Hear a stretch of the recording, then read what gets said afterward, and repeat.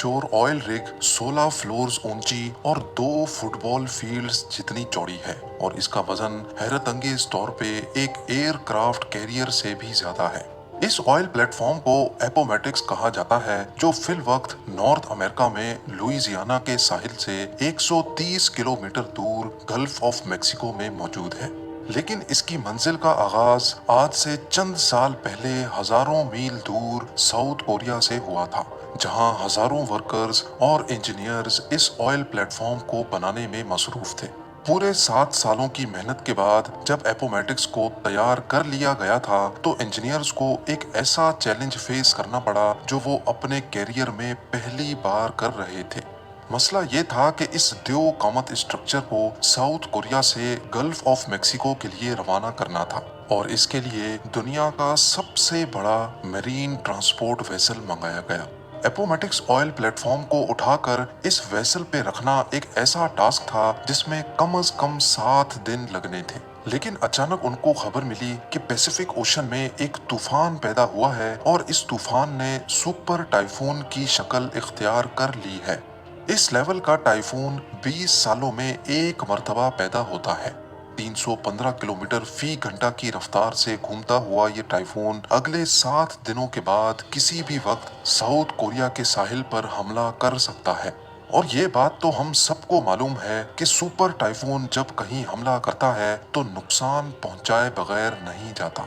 Workers, engineers और transport experts के लिए अब चैलेंज ये था कि इनको 7 दिनों का काम सिर्फ 3 दिनों में करना था। यानी अगर 3 दिनों के अंदर अंदर एपोमेटिक्स ऑयल प्लेटफॉर्म को शिप यार्ड से उठाकर इस मरीन वेसल पे लोड करके रवाना ना किया गया तो सालों की मेहनत एक ही पल में जाया भी हो सकती है। ये एक ऐसा मसला था जिसने नीचे से लेकर ऊपर तक सारी मैनेजमेंट को हिला कर रख दिया था। शेल ऑयल कंपनी का सबसे बड़ा प्रोजेक्ट था और यही वजह थी कि उनके पास एक छोटी सी भी गलती की जगह नहीं थी। सुपर टाइफून को अवॉइड करने के लिए और एपोमेटिक्स को वक्त से पहले रवाना करने के लिए बचा कुचा काम पूरा करना बहुत जरूरी था, जिसके लिए वर्कर्स की एक एक्स्ट्रा आर्मी बुलवाई गई। वर्कर्स ने दिन रात एक कर दिया और जल्द अज जल्द एपोमेटिक्स को ट्रांसपोर्ट के लिए तैयार करना शुरू कर दिया। दूसरी तरफ मैनेजमेंट मीटियोरोलॉजिकल एडमिनिस्ट्रेशन से मिलकर सुपर टाइफून की मूवमेंट पर नजर रखे हुए थी। उनको एक उम्मीद थी कि शायद ये सुपर टाइफून अपनी डायरेक्शन बदल ले, लेकिन उनकी उम्मीदों पर तो जैसे पानी ही गुजर गया जब उनको ये मालूम पड़ा कि टाइफून तो पैसिफिक ओशन से सीधा साउथ कोरिया की जानिब बढ़ता जा रहा है।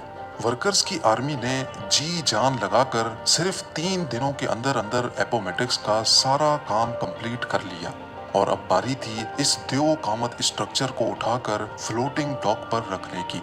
इस पूरे स्ट्रक्चर का वजन हैरत अंगेज तौर पे 41,000 टन्स बताया जा रहा था। इतना ज्यादा स्टील तो बुर्ज खलीफा की कंस्ट्रक्शन में भी इस्तेमाल नहीं हुआ था जितना इस ऑयल प्लेटफॉर्म पे लगाया गया था। बड़े बड़े हाइड्रोलिक जैक्स की मदद से एक एक इंच करके इसको धकेला गया और फ्लोटिंग ड्राई डॉक पर रख दिया गया। टग बोट्स की मदद से फ्लोटिंग डॉक को खींचकर शिप यार्ड से दूर ले जाया गया, जहां से इसको इस मेरीन वेसल में लोड किया जाना था। ये दुनिया की सबसे बड़ी मरीन ट्रांसपोर्ट वेसल है जो 98,000 टन्स का वजन आसानी से कैरी कर सकती है और इसी पर एपोमेटिक्स को दुनिया के दूसरे कोने गल्फ ऑफ मेक्सिको तक जाना था। अगली सुबह एपोमेटिक्स को फ्लोटिंग डॉक से उतार लिया गया। अब ऑयल प्लेटफॉर्म पहली बार पानी पे फ्लोट करने लगा। टग बोट्स की मदद से प्लेटफॉर्म को मजीद डीप वाटर तक खींचा गया, जहां ये मरीन वेसल पहले से इंतजार कर रही थी। दूसरी तरफ सुपर टाइफून तेजी से साउथ कोरिया की तरफ बढ़ता जा रहा था और मैनेजमेंट के सर पर एक तलवार सी लटक रही थी। अब सुपर टाइफून सिर्फ 48 आवर्स दूर था और जैसे जैसे वो करीब आता जा रहा था वैसे वैसे समंदर में उसकी निशानियां भी उभरने लगी थी। समंदर में हवाओं और लहरों का सिलसिला बढ़ रहा था जो एपोमेटिक्स के लिए एक खतरे की निशानी थी। अगला लम्हा बहुत ज्यादा नाजुक था। ऑयल प्लेटफॉर्म को वेसल पे लोड करना बहुत ही कॉम्प्लिकेटेड काम होता है। इसके लिए पहले वेसल अपने अंदर मौजूद वाटर टैंक्स में पानी इनटेक करती है, जिसकी वजह से वो पानी के अंदर चली जाती है। फिर टग बोट्स ऑयल प्लेटफॉर्म को खींचकर वेसल के ऊपर लेकर जाती हैं और फिर आखिर में वेसल पानी को वापस बाहर निकालती है, जिसकी वजह से वेसल ऊपर की जानिब उठ जाती है। लेकिन ये काम इतना आसान भी नहीं होता है जितना आपने इस एनिमेशन में देखा। इस काम के लिए समंदर का पुरसुकून होना बहुत जरूरी होता है, क्योंकि अगर लहरों में ये काम किया गया तो एपोमेटिक्स सही अलाइनमेंट में वेसल के ऊपर नहीं लोड हो पाएगा और ये चीज वेसल और एपोमेटिक्स दोनों के लिए खतरनाक हो सकती है। सुपर टाइफून की वजह से समंदर में काफी तेजी थी। लहरों और तेज हवाओं की वजह से ये काम करना मुमकिन नहीं था। दूसरी जानिब वक्त बड़ी तेजी से गुजरता जा रहा था और सारी टीम का स्ट्रेस लेवल काफी ज्यादा हो चुका था।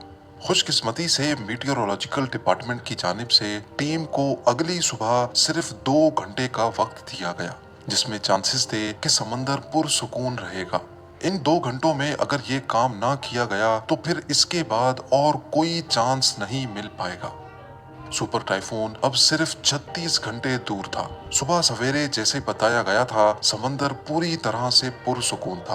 पहली फुर्सत में ऑयल प्लेटफॉर्म को वेसल के ऊपर खींचकर लाया गया और वेसल ने उसको पानी से निकालकर अपने ऊपर लोड कर लिया। सुपर टाइफून से कई घंटे पहले एपोमेटिक्स आखिरकार साउथ कोरिया को अलविदा करने में कामयाब हो चुका था। शेल ने अपने ऑयल प्लेटफॉर्म को सुपर टाइफून से बचाकर पहला चैलेंज तो कंप्लीट कर लिया था, लेकिन इसका मतलब ये नहीं कि अब आगे और कोई चैलेंज नहीं आने वाला।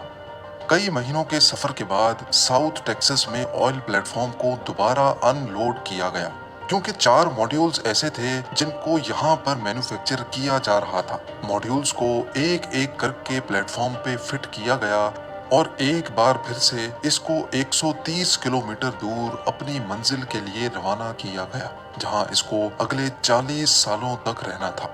पूरे 7 सालों की मेहनत के बाद आखिरकार अब वो घड़ी आ चुकी थी जब एपोमेटिक्स को 30,000 फीट नीचे ऑयल वेल के साथ कनेक्ट करना था। जिस जगह एपोमेटिक्स पानी में फ्लोट कर रहा है, यहाँ समंदर का बॉटम 7,400 फीट डीप है। ये इतनी ज्यादा गहराई है कि इसमें लगभग 3 बुर्ज खलीफा फिट आ सकते हैं। लेकिन जिस ऑयल वेल से एपोमेटिक्स को कनेक्ट करना था, वो हैरान कुन तौर पे इस गहराई से भी मजीद 22,600 फीट नीचे थी। समंदर की इतनी गहराई में पानी का प्रेशर बहुत ज्यादा होता है, जहाँ पर किसी इंसान का जाना और फिर वहाँ कोई मिशन अंजाम देना इम्पॉसिबल होता है। लिहाजा समंदर के बॉटम पे ऑयल वेल की ओपनिंग के साथ एपोमेटिक्स को कनेक्ट करने के लिए remotely operated under water vehicle को इस्तेमाल करने का फैसला किया गया। इंस्टॉलेशन क्रू, जो कि एक अलग प्लेटफॉर्म से अंडर वाटर पाइपलाइंस को इंस्टॉल कर रहा था, उन्होंने आरओवी को क्रेन की मदद से समंदर के अंदर भेजा। ये एक बहुत ही कॉम्प्लिकेटेड काम होता है, जिसमें पाइपलाइन को ठीक ऑयल वेल की ओपनिंग के ऊपर जाकर लैंड कराना होता है। 7,400 फीट नीचे ये काम इतनी एक्यूरेसी से अंजाम देने का कंट्रोल ऊपर बैठे आरओवी ऑपरेटर के हाथ में होता है, जो किसी वीडियो गेम की तरह ये मिशन परफॉर्म कर रहा होता है। खुशकिस्मती से ये काम पहली बारी में ही कर लिया गया। अब बारी थी पाइप को इंस्टॉलेशन प्लेटफॉर्म से एपोमेटिक्स तक ट्रांसफर करने की। इस प्रोसेस को राइजर ट्रांसफर कहा जाता है, जिसमें 4 अलग अलग वेसल्स एक साथ काम करती हैं। पहले एपोमेटिक्स में से एक चेन निकाली गई, फिर आरओवी ने ये चेन लेकर दूसरी शिप तक पहुंचाई। इस शिप से ये चेन दूसरे प्लेटफॉर्म ने खींच ली और फिर आखिर में एपोमेटिक्स से इस चेन को खींचकर पाइप को अपनी तरफ कर लिया गया। इसके बाद शुरू किया गया ड्रिलिंग का काम। सी बेड से भी हजारों फीट नीचे, लगभग 22,600 फीट नीचे पाइप को ऑयल वेल तक ड्रिल करना था।